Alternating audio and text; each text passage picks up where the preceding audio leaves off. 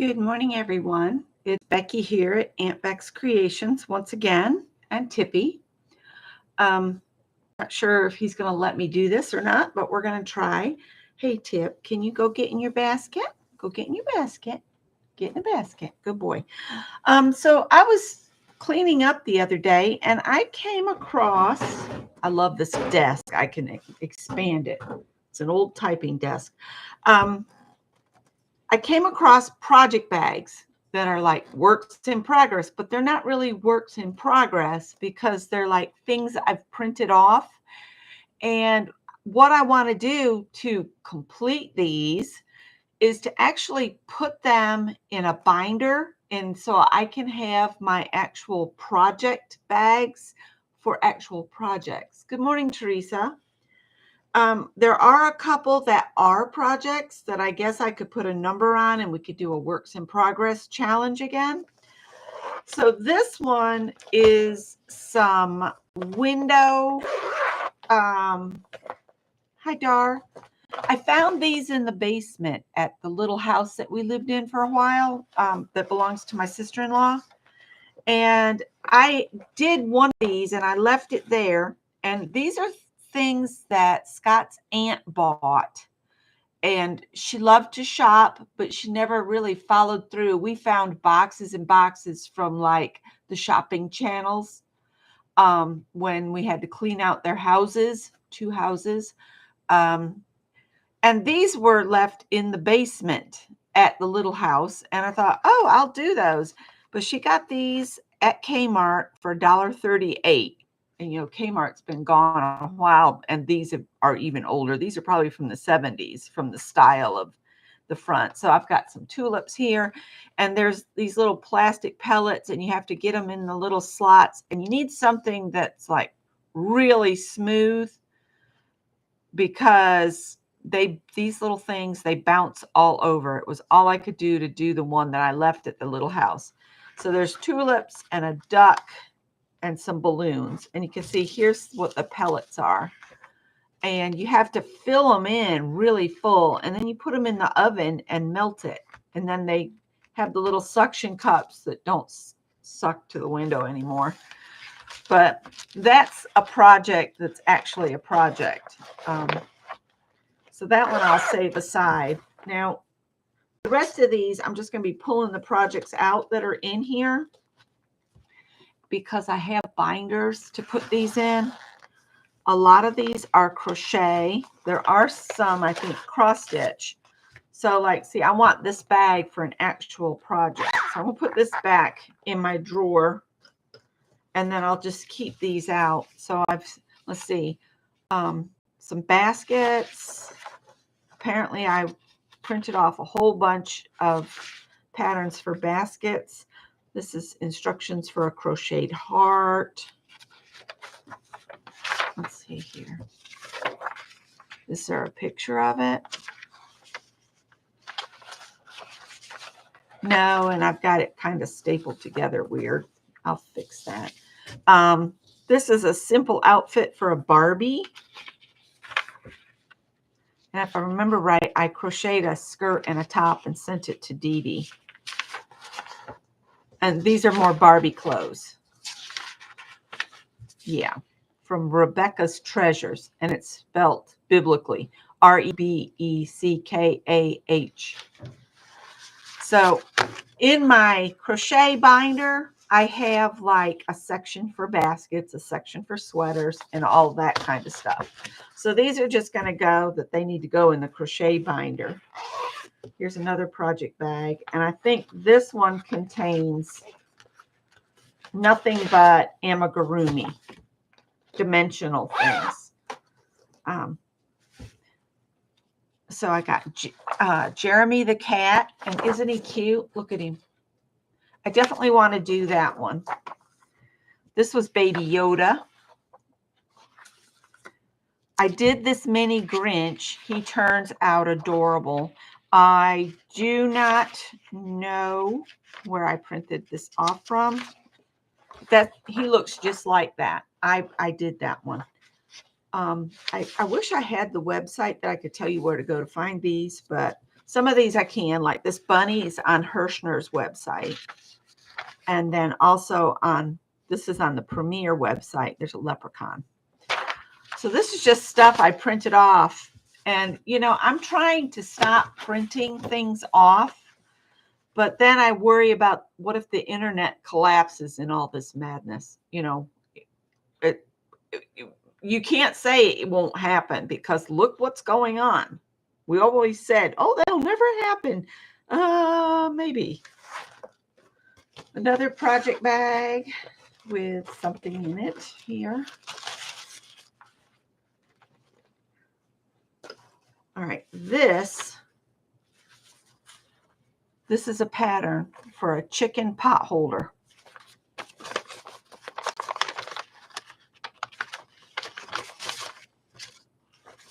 Oh, look, there it is. There's the pattern for it. This looks like it came out of a craft magazine. So there's a chicken pot holder. I might keep, there's the other components to it. I might save this out for my friends that requested the chicken coasters. I might make them a couple chicken pot holders. So I'm going to put that with the other chickens that I have over here on my work table. I might put these back in a smaller bag, one of my project bags, just so that I keep the sewing things separate from the crochet. I was drawing up my own pattern for a crossbody bag. Some of this is just stuff I have designed myself. Like this is the crossbody bag stuff. To get in the smaller bag, I'm going to fold this here. And I was going to make that up and then kind of lead it as a project.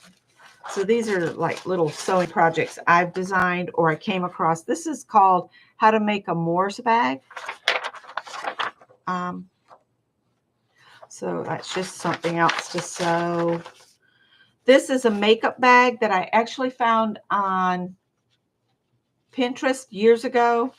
And it makes a beautiful gift to give to somebody if they wear makeup at all. So if you just look up makeup bag on Instagram on Pinterest, that one always pops up. And what's I like about this is a pattern off Joann.com, which if nobody else has seen it yet, Michael's bought the Joann interest. So Michael's is going to be expanding their fabric and interfacing thread and that kind of thing. I knew something like that was going to happen. So now when you go to Joann.com, it takes you to Michael's, just an FYI. I saw other people posting about it, and that's what I kind of figured. Because Michael's has bought AC Moore, closed all those stores. So now just taking on Joann's is just another step. So now we'll have Michael's and Hobby Lobby. This is called a bucket bag. Not sure where I printed it off. This is a weird Swedish tracing paper that you can actually sew. I have a whole bolt of it. That's what I ought to do when I'm testing a pattern, is just trace it out on this Swedish tracing paper and then sew it up and see how it fits. So again, that'll go in this bag. This is for this here. This is from the allpeoplequilt.com. This is a grab bag, and one handle is longer than the other. So you can slip this handle into this one. And so it only has one strap. It's a really cool bag. I need to make some of those too. So I might keep the sewing patterns over by my sewing machine so I can start working on them. And then this is for a stuffed elephant. I think this is all this stuffed elephant. Oh, different elephants. This is a little pin cushion. And I think these pieces are really small here. So what I might do is rescan this and blow them up to make the elephant a little bigger. And then this cute little elephant here. For some reason, I was looking for elephant patterns. Don't ask me. I don't know. So I'm going to keep the sewing ones in this for right now. I have the 6x9 manila or white envelopes. You know, I've got them here. I've been redoing the files around here and getting everything where I can find it easily. These I got at the thrift store. I think some of them were. Well, some of them I got at the thrift store and they stuck together. But these make great envelopes to store patterns in. And I can take like the picture of this elephant. I can put it on the front here. I can write what website I got it from. So I have a stack of those. And then I also, in with my patterns, I have a stack of white envelopes that are a little bit smaller that work for patterns as well. But those kind of envelopes I find at the thrift store all the time. And I just grab them because, you know, I like to use them to hold patterns. Ugh, I can't push the drawer because it's so full. All right, what's in the next project bag? It looks like it's cross stitch patterns. So let's see what we've got in here. I didn't know if you guys would be interested in it, but these are just some patterns that I've printed off. This says the earth laughs and flowers, and I just thought it was a pretty graph. Then this one, I think I paid for it, but it's a sleepy gnome. And there's the chart in grayscale. And then I have these cool mushrooms. So these are just a few cross stitch patterns, which I need to get a binder for them. And then I'll just slide them in the page protector pockets. So these are just things I wanted to look through real quick. Morning Ann and Melanie and Dar. Because I don't know about you guys, but I like to see how other people deal with the things they print off. So that's why I'm here. This is instructions on how to make simple women's lounging pajamas by Calat Soreus, so Soeurs, Paris, active 1895 to 1937. So this has got a copyright of 1913. So these are just some lounge pants, woman's lounge pants. Look at all the pieces. Good heavens. But you would have to draw it up into your own size. Or maybe, I don't know. It's interesting. This is a 2-hour dress tunic. And it came from Sew DIY. And it just looked like a real easy thing to do. And it's got instructions here how to draw out the pattern. And then, of course, the face mask. And we all know why we have those. Yep, face mask patterns. A bunch of different ones. So that was what was in that. And those are actually sewing. So what I'm going to do is I'm going to take those. And I'm going to put them in with the things that are sewing related. And I'm not prepared to throw these away just yet. But I may eventually throw them away if I decide I'm not going to make them. This is just the March block a day string beans. This is I love to make quilts.com, a site for passionate quilters hosted by Pat Sloan. So this is a Pat Sloan block. So you can go, if you go to Pat Sloan's YouTube channel, she does quilt-alongs all the time. So there's only one of those. So I'm just going to pull it out because I think I have a binder for those as well. Now this says Nancy Zeman on it, so it's probably sewing as well. So I don't know why I have all these different ones. I could even put that quilt pattern in the sewing. This is a free kitchen towel topper, printable pattern from Nancy Zeman's website. She's passed on, but her stuff is all still out there. I think her son keeps the site going. And this Merriment Design round pot holder pattern. And it's a square, but round pot holder cut after layers of quilting. Okay, so you start with a square, and then after you've done all the quilting, then you lay this on and cut around it. And then this is the back hand pocket rectangle. So basically what you do is you put your layers together, quilt them, and then you're going to sew them together. This will be on the back, so you have a place to put your hands. Cut 2 backs, cut 2 linings, cut 4 cotton bands, cut 2 Insulbright. So you cut these, so you have one here and one there.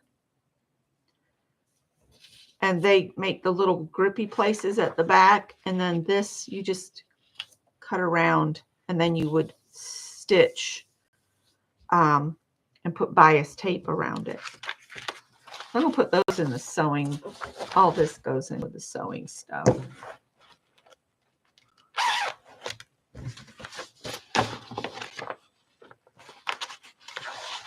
And we got one left. So I got sewing, cross stitch, and crochet. So these look like crochet labels, which can just go in with the crochet. And peaches and cream. A knitted textured dishcloth is on the back. This one has a pattern for market bags, which are kind of interesting looking. And this has got a dishcloth. This one has all of the same instructions, and it's not been cut. So I'm going to throw this away. Woo, I threw something away. And this one has a pattern for one of those, what are they called? Infinity type scarf. Paradise Infinity Cowl. That was a thrifted yarn. Let's see if this one here, it's got the market bags on it. Oh, that one's got a dishcloth on it. So I'll just put those in with the crochet, and we'll just have this as crochet. So I'll have one. So I'll have how many? I've reorganized these, and that limits the space they take up to 3 bags instead of 3, 4, 5, 6, 7, 8, 9. So I got actually 4 instead of 9. So these can be used for actual works in progress. I got one great big one. So that's why I always say have a home for everything and put it in its place, because it actually takes up, if you take the time to do that, it takes up less space, and you know exactly where everything is. That's why I kind of press for that. And you know, you don't end up needing to purchase more storage boxes, which take up more space. Have a place for everything and put it in its place. And yeah, that's easier. How hard would it be to make the PJs? Well, you would have to draw out that pattern. Let me go back and pull it out. And the terminology is different between now and 1913. So I'm sure there would be a learning curve to that. Let's see if I can find that. It should be right here. I don't want to stay on too long today.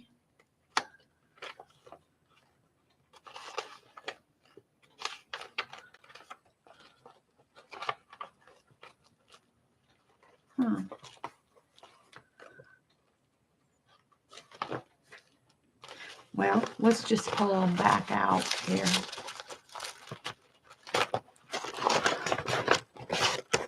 All right, so this is the Merriment Designs pot holder, Nancy Zeman's towel topper, the block. There it is. So we could look at them. And, I don't know what they actually look like because there's no real good picture on here. Undertaking the making, custom and textile pattern project. So apparently this was a big project that some class or somebody was working on it. The spectacular productions of the ballet Russes in Paris, inspired by the brilliant hues, motifs, and styles of Asia, significantly influenced fashion in the second decade of the 20th century. Courtiers such as Paul Poiret and the Calais sisters introduced glittering ornamentation, exotic feathers, turbans, and harem pants into the mode that engendered an entirely new silhouette for women. This thoughtfully crafted, hand-sewn, and machine-stitched lounging pajama was made bifurcated by the attachment of the skirt length from the center front of the waist to the center back of the legs. Vertical side front seams of the skirt were sewn with openings for the feet to create a stylized harem pant. The silk charmeuse skirt draped and outlined each leg, while silk tassels at the foot openings would have drawn attention to the wearer's ankles as she walked. A bifurcated garment of any style during the early 1900s was provocative fashion that challenged ideas about established gender-appropriate dress. So, let's see. It would be interesting to try to figure this out. I'm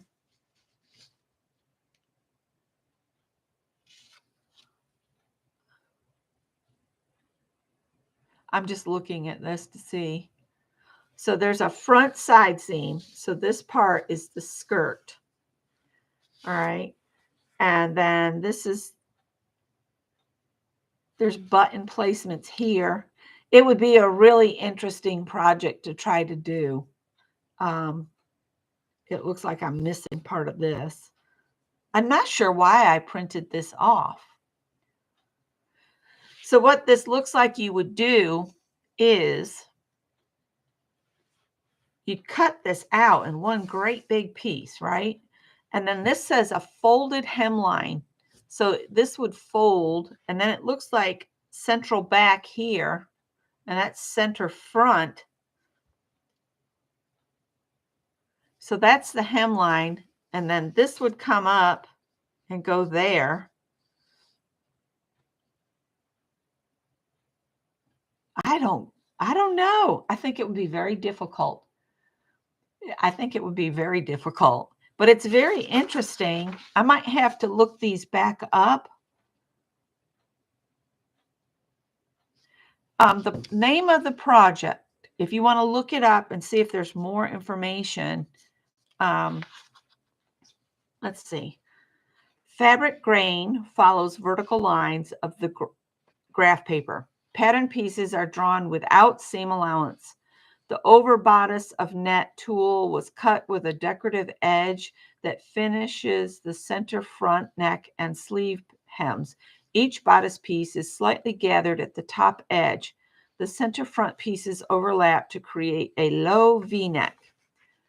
The underbodice of silk plain weave is trimmed with 3/4 of an inch wide metallic thread passementerie at the top edge. Throwing some French words in there that I don't understand. The skirt of silk charmeuse is attached to the bodice 3.5 inches above the waist hem. There is evidence that the skirt was previously attached 3 inches below the current bodice seam. The bodice seams are bound with a 1/2 inch wide bias tape of silk satin. 6 horizontal rows of gathers smocking 3/4 inches apart decorate the top of the skirt. So the skirt is made bifurcated with continuous links of silk charmeuse that is sewn from the center front of the waist to the center back of the waist through the legs. The side seams, oriented at each side front, are sewn 34 inches from the waist to the notch with openings for each foot. 2 1.5-inch deep tucks, 3/4 of an inch apart, decorate the front leg openings, 7 3/4 inches from the lower folded hemline. 5 matching thread-covered spherical buttons adorn the opening, 3/4 inches below the top tuck. Each button is spaced 3/4 of an inch apart. A 5-inch long matching silk tassel finishes the leg opening below the buttons, suspended from a 2-inch long rope. The center back under bodice closes with 8 hook and eyes placed 1 inch apart along a 5/8 inch wide and 8 3/4 inch long placket. A center back skirt closures of 5 sets of hooks and eyes. My God, it would take you forever to get in or out of this thing with all these hooks and eyes. Apart along 2 3/4 inches apart along a 1/2 inch wide and 11-inch long placket of ribbon that is set into a slash opening. A 122-inch long and 4 3/4 inch wide waist sash of silk charmeuse is wrapped around the waist.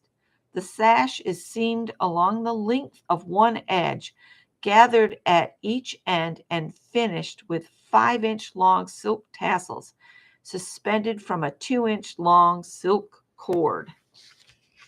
Very 1913. So this is something like my great-grandmother would have worn, because my grandmother was born in 1908, and she would have only been a little girl when this came out. But if you want to look up the project, I'll see if I can find a link for it. It's LACMA, Costume and Textiles Pattern Project. And I think I just printed it off because it interested me and I wanted to keep the information. So it would be very difficult, Anne, with all of this stuff. And this is there's no measurement markings on here. It would really take me some time. And it looks like it's like the whole thing. It's not just the pants. It's actually the whole getup. So I'll sign off here and I'll go see if I can find a link to this project, and I'll put a link to it if it's still on the web. But and if I can find it, you would also be able to see the pictures of what this looks like, because the pictures they just put little ones here. And I think the reason I printed it off is because I was like, wow, that is such an amazing thing. So this is just like my sense of wanting to know fashion or sewing techniques from previous decades. Historical stuff interests me. I've often wondered what it would be like to make like a big ball gown from like the 1700s and walk into the grocery store with it. Can you just imagine me walking around in a period piece just to go grocery shopping? I got dressed to go grocery shopping. Oh, it's not work. I find it interesting. I find it so interesting. So, yeah. But I thought it would be fun sometime to do that. Just make myself up some clothes that I would just go out. Scott would not be seen with me. I can tell you right now, he'd say, nope, you're on your own. All right, guys, that's all I was going to share. And Mary's live and she'll get upset with me if I don't get out of here. So I'm going to talk to you later. I just wanted to share that. Take care, you guys. Chat with some of you later. Bye.